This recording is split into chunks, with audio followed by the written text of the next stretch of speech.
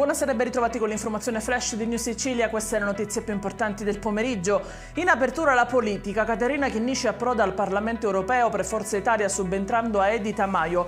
Nonostante le 121.000 preferenze ottenute alle ultime elezioni europee, l'assessore siciliano ha deciso di rinunciare al seggio cedendolo alla prima dei non eletti.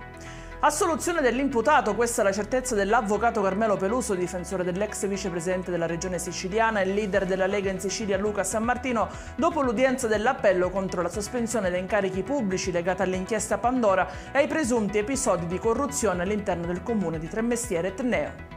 E passiamo alla cronaca con una lite tra i vicini di casa sfociata nel sangue a Mascali, nel Catanese. Un quarantenne è stato accoltellato da un uomo, perforatogli la trachea e lasciato in condizioni gravissime. La vittima sarebbe stata colta di sorpresa, pare che dietro il tentativo di omicidio vi siano questioni di gelosia. Revocato il divieto di balneazione a Sferracavallo, a comunicarlo è stato in queste ore l'assessore all'igiene e sanità Fabrizio Ferrandelli, che ha firmato una nuova ordinanza. E in chiusura il meteo, anche per domani in Sicilia il caldo non mollerà alla presa, previste punte di 35 gradi. I dettagli di queste notizie come sempre li trovate sul nostro sito www.newsicilia.it e sui nostri canali social. Arrivederci e a domani.